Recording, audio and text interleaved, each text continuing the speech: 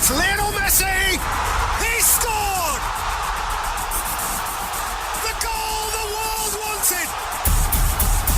It's time for the biggest sports stories. It's Neymar trying to feed it through. It's a stretch and it's in. And I can't remember the last time I saw something like this. Extraordinary scenes. The biggest interviews. It's more difficult. Obviously, it's more difficult. And all the analysis right here. If they play poorly, they come back, they've got all the excuses. They can't have it both ways. Every weekday, it's my sport, it's your sport. It's ZiFM Sport. Let's join the team for the biggest show in the world of sport on ZiFM Stereo. My station, your station.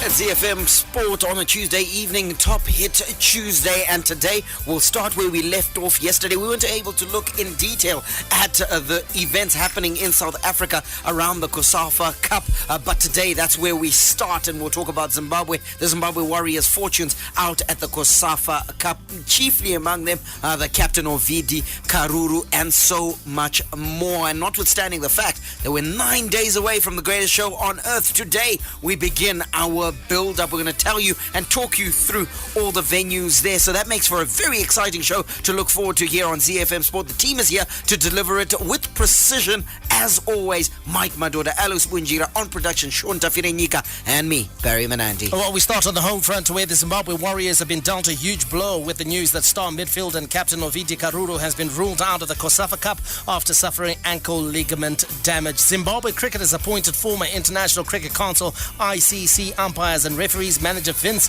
Vanderbilt as a consultant. We'll give you details on that appointment a bit later on during our local sports news roundup. And Zimbabwe Davis Cup player Takanyi Garanganga suffered a shock first round exit in the F2 Futures tournament at Harare Sports Club after he fell in straight sets to a South African qualifier. Well, we got our international sports news roundup, which is headlined by the Formula One report, as always on a Tuesday. There's bad news for Red Bull, as Monaco winner Daniel Ricciardo will be hit with grid penalties at this weekend's Canadian Grand Prix. In tennis news, Dominic Thiem reached the semi-finals of the French Open for the third year in a row with a straight sets win over an injury-stricken Alexander Zverev. And in rugby news, the South African Springboks say they are relishing the chance to heap more misery on Eddie Jones and England in their three-match test series, which gets underway this weekend at Ellis Park. In the beautiful game, Arsenal have announced the signing of Switzerland defender Stefan Lichtsteiner on a free transfer from Juventus. Antoine Griezmann has informed close friends that he intends to remain at Atletico Madrid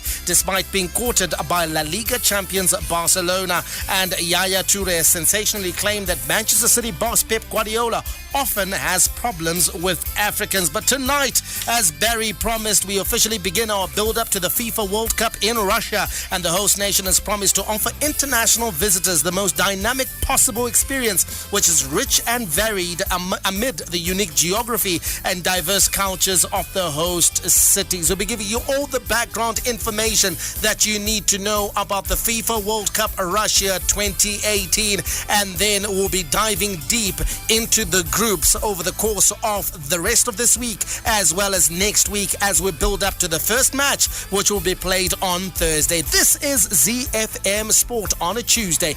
Top Hit Tuesday. We kick it off with our power play. From the front of the grid to the back of the net, it's ZiFM Sport.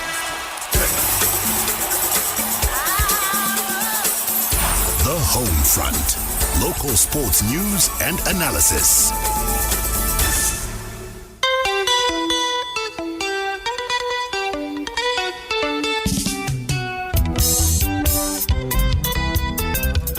It is a song that stirs the emotions. It is a song that unites football lovers the country over behind the Warriors, the flagship team for Zimbabwe. We're currently involved in action out in Polokwane. It's the COSAFA Cup 2018. And of course, we want to hear from you. Weigh in with your thoughts, your views, because this is the show where we allow you to have your say, your way. Do so on WhatsApp 0731 168 045. That's 0731 168 045. Twitter and Facebook at ZiFM Sport. And the news coming out of South Africa.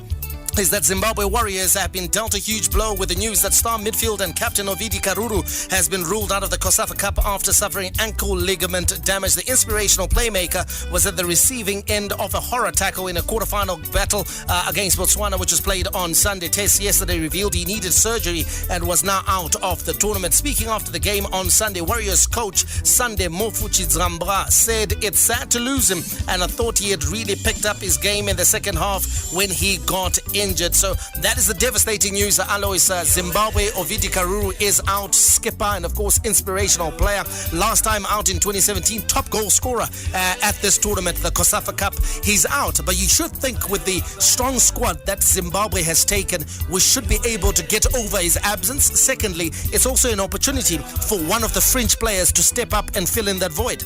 Yeah, it's unfortunate to lose Ovidy. He's actually one of my best Zimbabwean players currently, and like you said, last time around he was inspirational, top goal scorer, player of the tournament, and I would have loved to see how he grows. I was expecting that he could actually have another great tournament so that he can move from Amazulu to another bigger club. Now he needs to prove himself. He was at Kaizer Chiefs and he didn't get a fair chance, I think. So I thought he was going to grow, and he's unfortunate. He had another injury, a long injury layoff as well. So it has been unfortunate. But then again, you said it.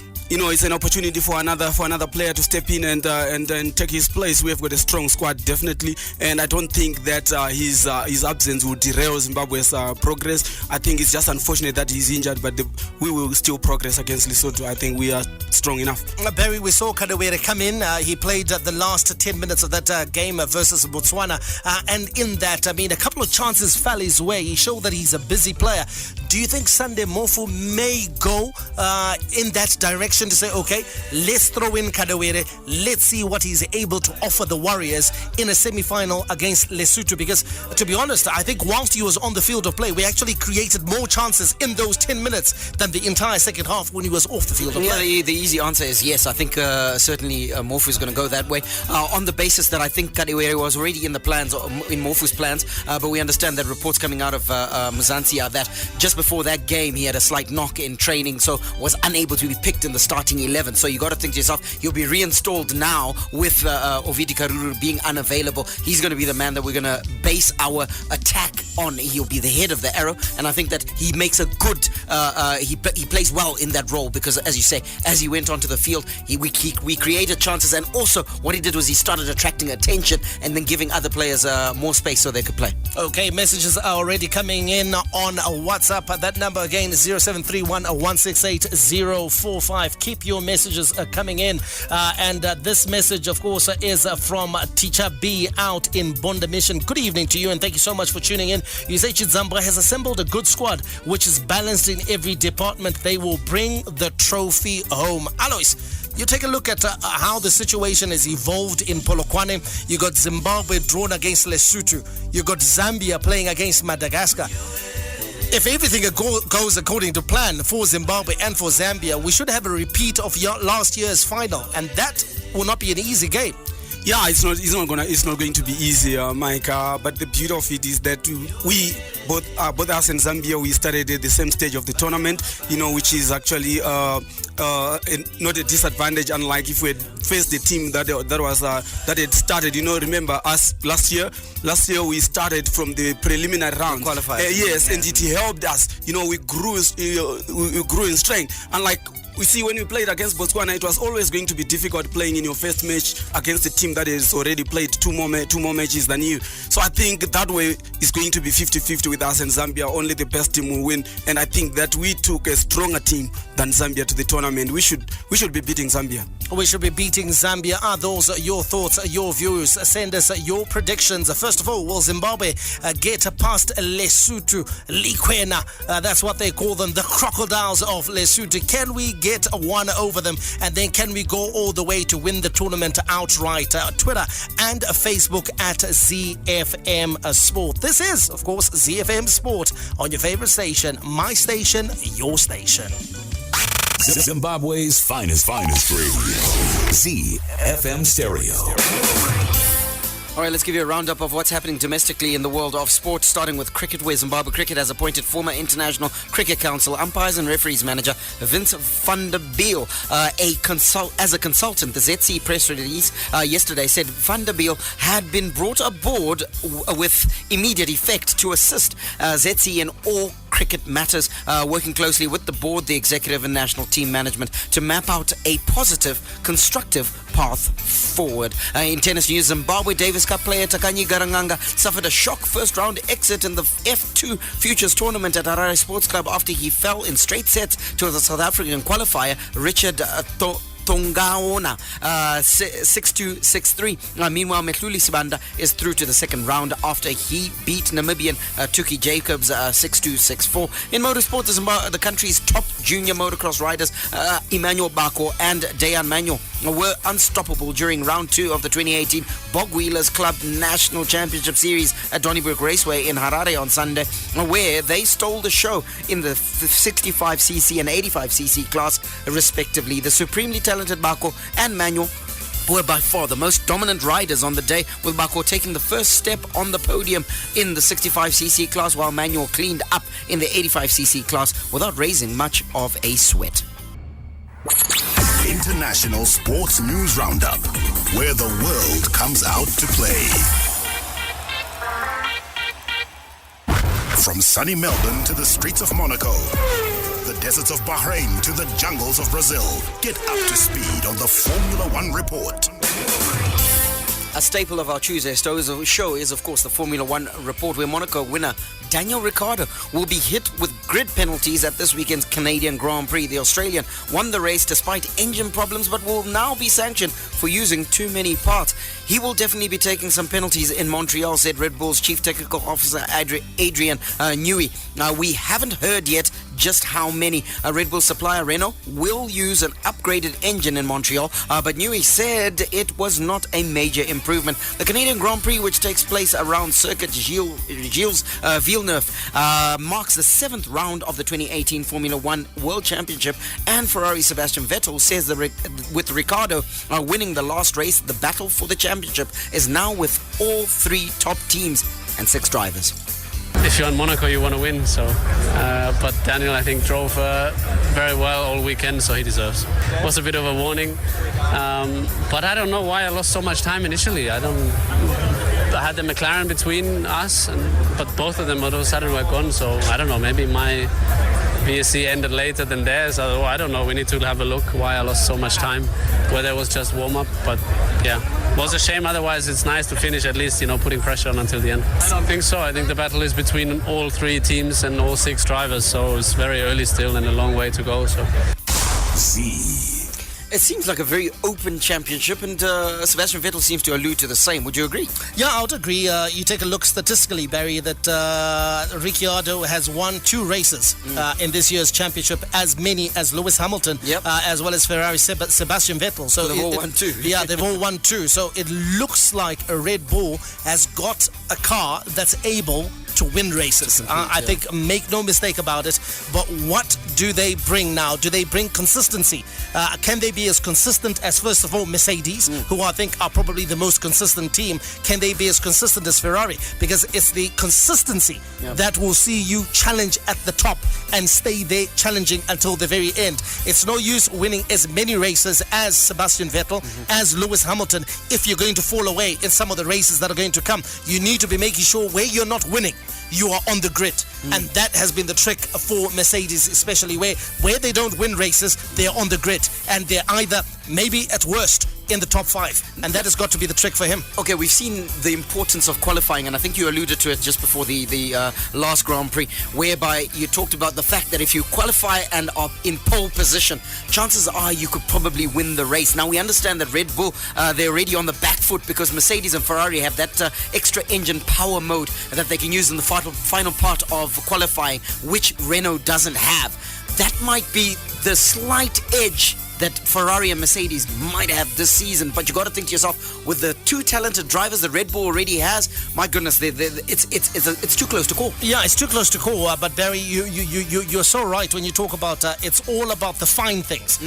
That's what separates these drivers, and that's what separates these cars. Yeah. Because at the end of the day, if you don't get it right, if you're not ticking as many boxes as Mercedes, as many boxes as Ferrari, no matter how talented you are as a driver, you're going to fall away. Max Verstappen is very talented. He's a very good driver. Right. But the problem is he doesn't have the right temperament and he doesn't have the right car. The car is not as good as Ferrari. It's not as good as Mercedes. You take a look at Fernando Alonso. He's actually rated arguably the most talented driver in Formula One. Yeah, but who's he driving for? McLaren. And they can't challenge. It's not going to happen. It's not going to happen. They're not going to win races. So you have to tick so many boxes. You have to get the balance right in order for you to compete. And let's take a look at those that are competing at the top of the driver's standings. Lewis Hamilton leading the way, 110 points. Sebastian Vettel is in second place. He is, of course, 14 points behind the Brit. He's got 96 points. Daniel Ricciardo has got 72 points. Valtteri Bottas is on 68 in fourth. And the Iceman, Kimi Raikkonen, is in fifth position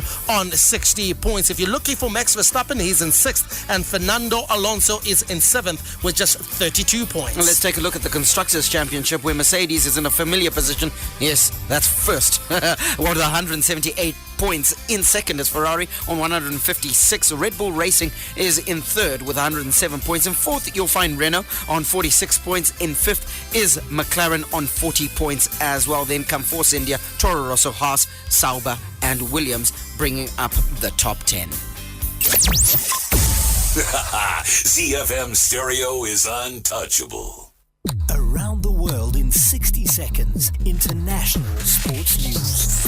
A takeoff is in France, where Dominic Thiem reached the semi-finals of the French Open for the third year in a row with a straight set 6-4, 6-2, 6-1 win over injury-stricken Alexander Zverev. The seven-seeder Thiem's ball-striking accuracy from the baseline proved too much for second-seed Zverev, who looked jaded after a grueling path to his first Grand Slam quarterfinal. In the ladies section, American Madison Keys moved into the first French Open semi-final for Korea as she beat unseeded Yulia Punitseva 7-6, 6-4. The Kazakh player ranked 98th in the world defeated Great Britain's Johanna Konta in the opening round but could not produce another upset. In South Africa, the South African Springboks say they are relishing the chance to heap more misery on Eddie Jones and England in the three-match test series. The Springboks were beaten 22-20 by Wales in Washington, D.C., but the team fielded by Rassie Erasmus in the U.S. capital will be nothing like the one which takes on England in the weeks ahead. Erasmus left 15 of his first-choice players at home to prepare for England.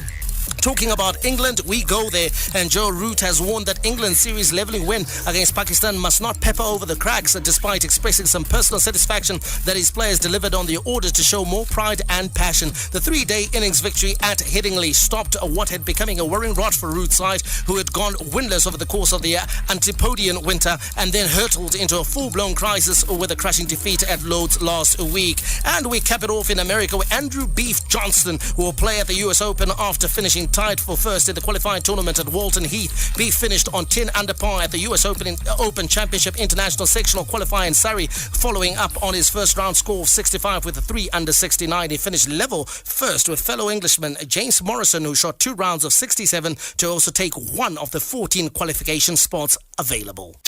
Fan Zone. Get in touch with the team and have your say your way. Operator.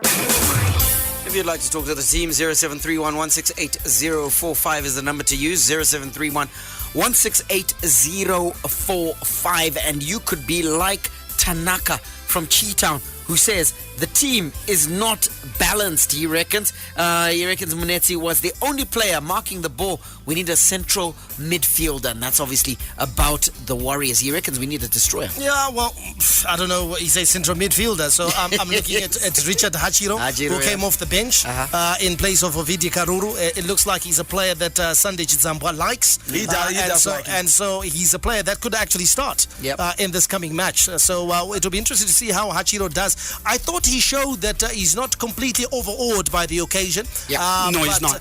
But he also made a couple of bad decisions. I think they came either out of inexperience or him, of course, just where there were opportunities where he could have shot, where he opted to pass. I don't think he took responsibility enough. Sometimes you know what, I'm a warrior. I'm going for it. I'm going for it. I deserve to be here. Let me show what I can do. Yeah, I think it will come with the experience. You know, he's a new boy on the block, and he has got nice touches. I like his technique. He's very skillful and he's very energetic, which is actually what is needed for a Warrior. But I'm sure there is going to be a lot of positional changes as well. You know, if Tino is going to come in, he is a striker, all out and out striker, and there is Rusike, who is already there. There is Abasamidu. So I'm looking at a situation. He might pull out Abasamidu and put in Tino Kadewere and replace Ovidy with Achiro. Punch, sorry to jump in there, but let's talk about Amidu because he's the next message here. It says, I think Amidu should start on the bench because he is finishing.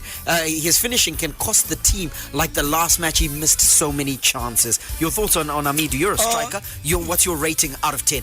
Yeah, I think based on his performance. Yeah, I don't think he lived to great expectations on give him the a game. rating. Give him a rating. 4, 5, 6, 10. 6 out of 10. 6 out of 10. 6 out of 10. he's got a Yeah, pass. he can do better. He has got a lot of energy, but he was not using it in the right places. Okay, now let me guys, before you carry on with the footy messages here, there's a mate of ours, Rugare Pasbamire, who's listening. Rugs, nice of you to be listening, and this message is going to stroke your guys' nuts. I mean, you guys love that sort of thing. He says, Zanza, Magapenga, you guys are a pleasure to listen to on radio. Keep listening, man. Keep listening to Z. Don't switch off the radio. Here's a prediction for you lads. This one says Zimbabwe, and this fella put in the flags and all. Zimbabwe 3, Lesotho 1, he reckons. So he reckons it's gonna be a cakewalk for our boys. I think we should be too good for Lesotho. If we play to our ability, I think we should be too good for Lesotho. 100%. Mike, you asked a question earlier, and there's a response that's come in, and it's from Braschuza. Yes. Is it the nicknames? Yes, sir. Okay. All right. It says the Pharaohs. The Pharaohs? Yes. Exactly. That's Egypt. All right. The Lions of Taranka, but Taranga. Okay. Yeah, Taranga, that's Who's that? Senegal. Yes, well done. The Super Eagles. The Super Eagles, yes, Nigeria. The Atlas Lions. The Atlas Lions, yes, that is, of course, Morocco. Okay.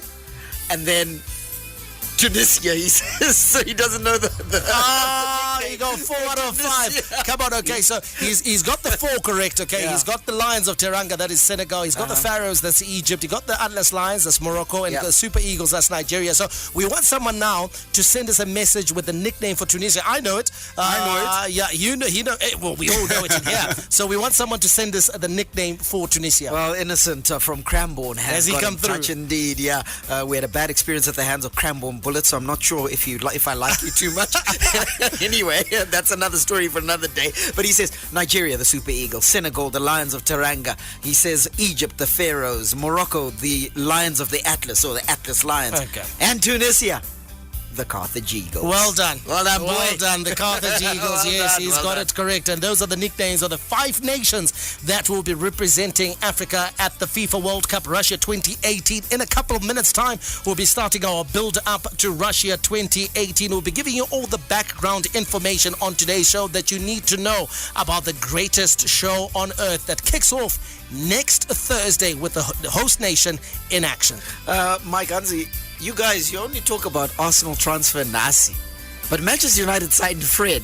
This is Bless from Mutare. Anzi, Kotara Fred weduka wataka win. It hasn't yet been confirmed. It hasn't been confirmed yet. It hasn't been confirmed yet. It's in the rumor mill, and as long as it's in the rumor mill, we're not. No. He's advanced now. It's advanced. I'm not talks, excited, but though. They have to. It's okay. Well, you don't like the player? I think he's a good player. Yeah. He is a good player, but I'm not really excited. Why?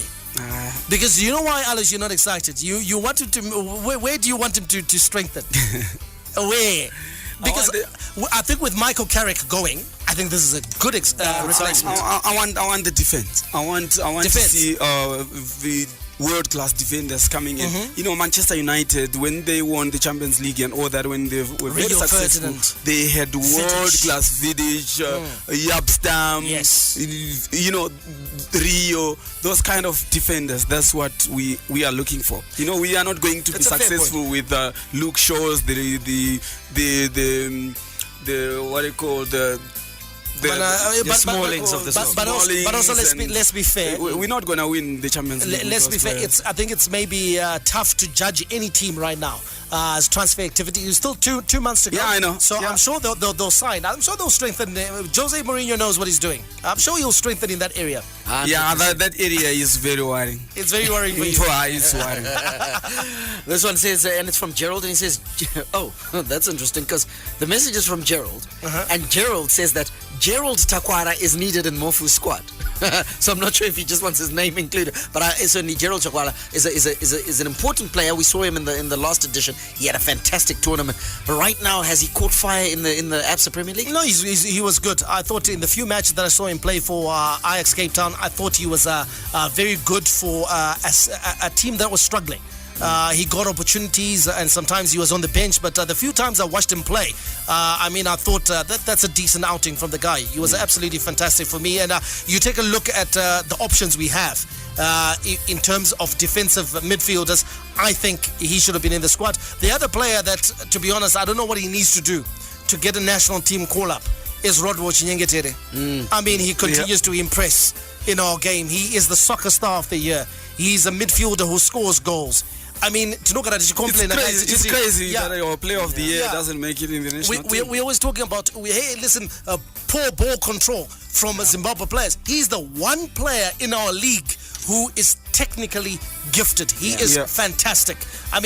And he can't make it. He can't buy a place in the squad. He can't, and it's odd. Soccer star should automatically write himself into the thing. Well, Bunj and Manchester United fans, we can confirm that the Fred deal has been confirmed. We are checking various sites and it was confirmed just before we came into the studio. So nice. Deal done, Fred, to Manchester United, including the Manchester United Twitter handle, which has confirmed that Fred. At least we've done some business before the World Cup. He's a good player. He's a good player. Anytime you are in the Brazil squad, it means you're a good player. Yeah. That's what I say. Straight up, yeah. There are certain teams, and Brazil is one of them. Yeah, so exactly. He's a decent addition to the Manchester United squad. Here we go again. Enjoy world-class radio online. ZiFM Stereo is available on TuneIn. Search for ZiFM Stereo and you got it. The big leagues, the big teams, the big players. The beautiful game on ZiFM Sport.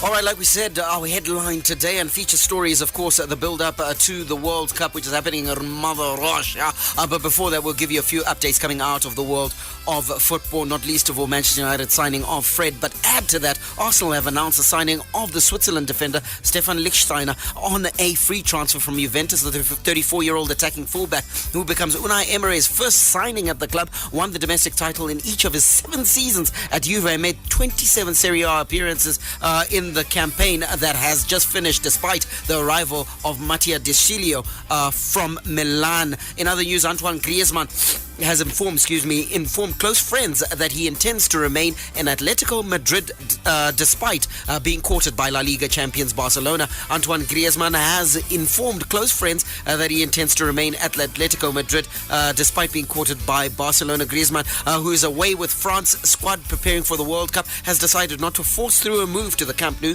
according to ABC.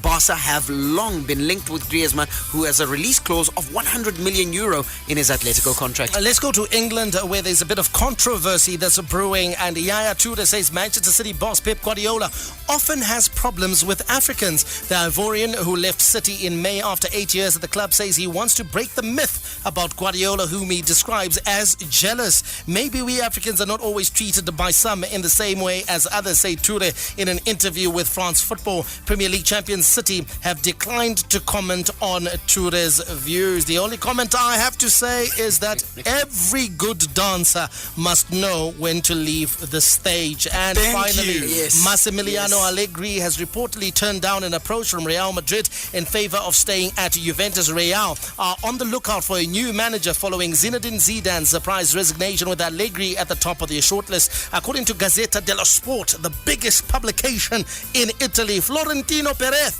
contacted Allegri through Adriano Galliani, only for the inquiries to be knocked back. Those are your football updates on ZiFM Sport. You look like you want to comment on Pep Guardiola and Yaya Toure. Yeah, I don't know. I wanted to ask, how many Africans are we talking about that Pep has done managed that team?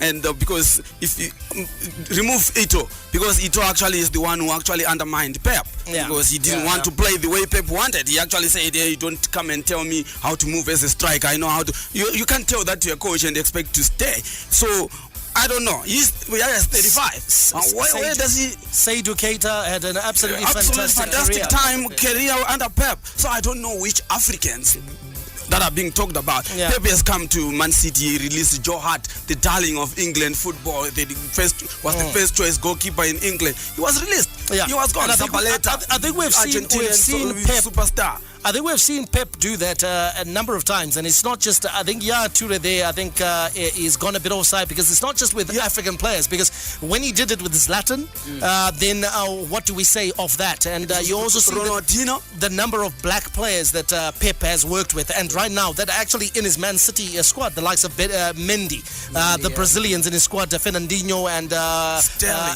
Sterling, you know, and all those guys. So it's an interesting one, and of course we'll keep you updated with any developments regards that story. Man City has so far refused to comment, but we'll be commenting not on that story, but on the FIFA World Cup, which kicks off in Russia on Thursday. Here begins your build-up on ZiFM Sport. We are your station of choice, the People's Station, ZiFM Stereo.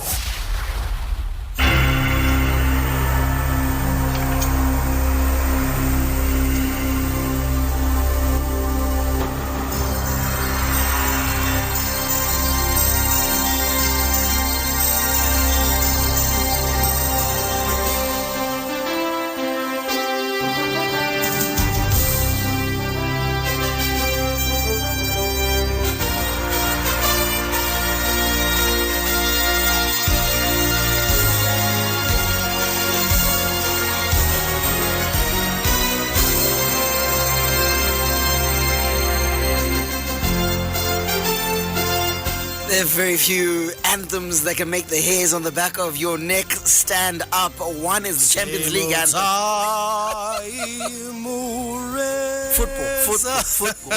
Football anthems. And it's the Champions League and, of course, the FIFA competitions anthem under which we are speaking. And the reason we're doing that, we're talking about the World Cup, the FIFA World Cup, greatest show on earth. It's 2018. It's a World Cup year, and it's on in Russia. Now the host, Russia, has promised to offer international visitors the most dynamic possible experience, which is rich and varied amid the unique geography and diverse cultures of the host cities, bounded by 12 seas of the Atlantic, Arctic and Pacific Oceans. The country's 17.1 million square kilometers include 1/8 of the Earth's inhabited surface area. Across the immense land live 146 million people, representing more than 140 nationalities and ethnic groups who speak over 100 languages and embody a wide range of beliefs, customs and historical legacies. Well, no other country extends across 11 of the Earth's 24 standard time zones as Russians in Vladivostok sit down to enjoy their evening family meals. Their countrymen in Kaliningrad are rising to greet the sun's morning rays. On Thursday, they'll be rising to meet the biggest show on Earth. The first match of the FIFA World Cup 2018 will be played, and it will feature the Russians themselves. Let's run through the host cities for you. And of course, like we said, the World Cup is spread across those 11 time zones of the 24 that are available. But it is also going to be spread across 12 stadiums in 11 host cities. They range from St. Petersburg, which is so far north that the sun doesn't set on some summer days, to Sochi in its subtropical climate on the Black Sea coast. And of course, one of the prime stadiums, Barry, that will be used is the Luzhniki Stadium. Tell us a bit about that. Oh, it's located in Moscow. It has a capacity of 81,006 people that it can seat in that stadium. I wonder why the 6. Yes, exactly. And 6. I got the 80,000. Yes. Now get this: the rebuild for the stadium, in order for it to host World Cup matches, cost 24 billion rubles. That's the equivalent of 410 million US dollars. It's a vast bowl built in the 1950s to showcase the sporting might of the Soviet Union. Luzhniki has been transformed to host the World Cup final. That's where we'll see it. No matter who's there, 81,006 people are going to watch the final. Okay, let's take a look at the other stadiums. There's the Spartak Stadium in Moscow, 43,000 people it sits. St. Petersburg Stadium, 68,000. The Fisht Stadium, 47,000 sitter. Kazan Arena in the city of Kazan, 44,000. Samara Arena, 44,000. The Nizhny Novgorod Stadium, 45,300. Rostov Arena, 45,000. The Volgograd Arena, Arena, 45,000. Ekaterinburg Arena sits 35,000, and it is the smaller stadium that will be used alongside the Kaliningrad Stadium. They sit at 35,000. And of course, there's the Moldova Arena in Saransk, which sits at 44,000. Alois, listen, it takes infrastructure and to host a tournament of this nature. And the Russians have pumped in a lot of money. But if you're wise about how you promote the World Cup, especially locally amongst your own people, this is money that you can easily make back. Yeah, obviously, when you've got your marketing team that is straight on the job and that knows what it's doing, it's money that can be paid back, not just at the World Cup or during the World Cup or just after the World Cup. Maybe for 5-10 years to come, you can still reap the rewards of having a World Cup. And even the local people, you benefit as well, because that infrastructure development that comes with it is just a benefit on its own. That's a key component you've just mentioned there, because for a change, as it were, we're hosting the World Cup in a country that actually is a football-loving nation, whereby most of these stadiums are going to be at least 70 to 80% full even after the World Cup, when they host league matches and all sorts. So I think this is an investment that's going to pay itself off. Let's talk about the threat of hooliganism, because that is something that's all like the sword of Damocles that's been hanging over the tournament, because we know that Russia has got some of the biggest thugs in world football.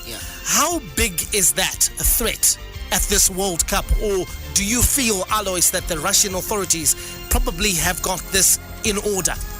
I think they know themselves. They know that they have got all those skinheads and all that, and that will be out to cause trouble. But I think it's also a demonstration for the Russians to show that we are not as bad as people are saying. So let's wait and see how it goes. But I'm sure that the Russian authorities, they want to show the world that they are not as bad as they are. So they will try by all means to have total security to avoid any cases of such hooliganism and violence. So hopefully that it might just be as clean as any other World Cup. Hopefully. Yeah. Okay, let's look quickly at the World Cup qualifiers. Out of UEFA, we'll find Russia, the hosts, Belgium, Germany, England, Spain, Poland, Iceland, Serbia, France, Portugal, Switzerland, Croatia, Sweden, and Denmark. Out of the Asia Conference Confederation, the AFC, we'll find Iran, South Korea, Japan, Saudi Arabia, Australia. Out of CAF, which is Africa, Nigeria, Egypt, Senegal, Tunisia, and Morocco. CONCACAF, that's North America, Mexico, Costa Rica, and Panama. And out of CONMEBOL, which is South America, Brazil, Uruguay, Argentina, Colombia, and Peru. And I wanted to discuss the composition, guys, of those qualifiers, where you've got that inordinately high number coming in from Europe. I mean, as many as, 1, 2, 3, about 12 nations that are coming in from Europe. You take a look at South America, Alois, just 5 qualifiers, and even then the 5th has got to go via playoff, which they play, I think, versus Asia. You know what? This almost favors Europe in a certain way, because you take a look at nations that have been left out in South America. A nation like Chile, easily better than Iceland, easily better than Poland, easily better than Denmark, easily better than Sweden, than Croatia, than Switzerland.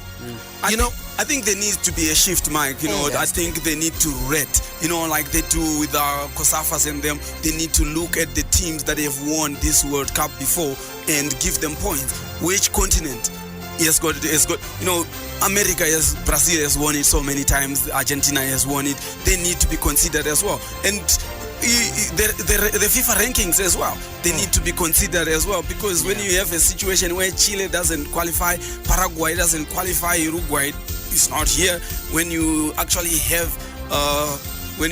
Iceland at the World Cup, and you look at it, even if you're looking at just spreading the game, Europe has 50 nations, okay? And then you look at Africa has got 55 nations. Now, I'm not saying that you should make it fair, but necessarily Africa should have more representation. You got to look at that. Then even in terms of the quality of football coming out of there, CONMEBOL certainly is it not, though, Barry, about the fact that Europe will say, if you take a look at the money that's going into the tournament, probably the money is coming from us, UEFA and therefore we deserve more representation. Because for me, I would take away maybe 3 places from UEFA. Yeah. Give them to South America. Give them to South America. Maybe give 2 to South America and give 1 to Africa. That for me would be a fairer spread. Yeah, a fairer spread. Okay, and still Europe would have a decent representation at the tournament. Almost the way it looks now, it's almost as if UEFA is trying to push to say we want to win it. It's Europe and others. Someone did I think a mathematical extrapolation of the World Cup and the draw. At any given time, with the numbers that Europe has, Europe will always have at least 1 semi-final representative. There we go. No matter how badly they play, yes. there will always be a European team that will make the semi-finals of the World Cup. Well, let's take a look at the groups at Russia 2018. Group A is made up of the host, Russia. They're joined by Saudi Arabia, Egypt, and Uruguay. Group B has got the European champions, led by Cristiano Ronaldo, Portugal. They're joined by Spain, Morocco, and Iran. Group C has got France, Australia, Peru, and Denmark. Group D sees the prodigious talents of Lionel Messi and Argentina, joined by Iceland, Croatia, and Nigeria. Group B, Brazil, led by the mercurial Neymar. They are joined by Switzerland, Costa Rica, and Serbia. The defending champions, Die Mannschaft, Germany, are in Group F, together with Mexico, Sweden, and South Korea. Group G will see Belgium, led by Eden Hazard and Vincent Kompany, together with Panama, Tunisia, and the 3 Lions of England. Can they surprise? Group H has got Poland, led by Lewandowski, together with Senegal, led by Sadio Mane. Colombia is in there, and so is Japan. Guys, any group of death that you see there, Barry? Not really, not one that jumps me. off the page. You can sort of predict which 2 nations are going to emerge out of those groups. A few surprises, yes. But okay, let's go quickly. Group A for you, Barry. What do you see qualifying? Group A for me, I see, if it goes to 4. No, Egypt, just give me 2 names. Don't explain. Egypt and Uruguay.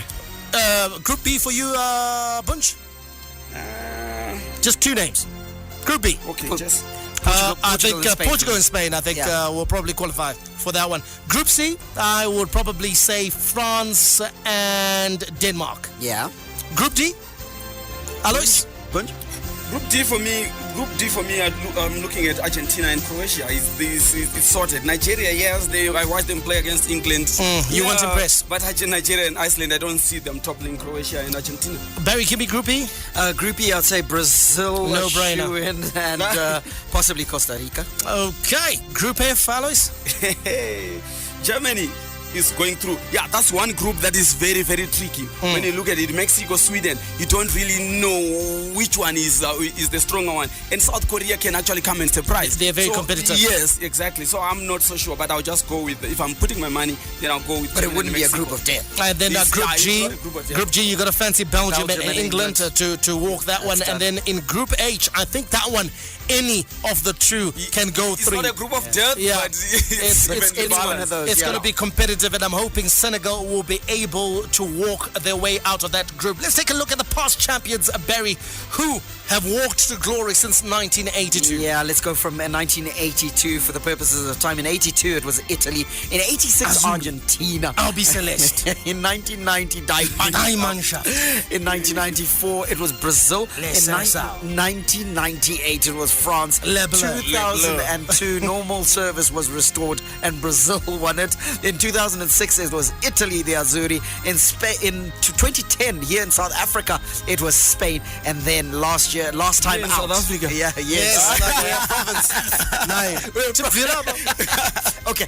Next door in South Africa, it was Spain, courtesy of Andres Iniesta. And then last time out in Brazil, it was Germany.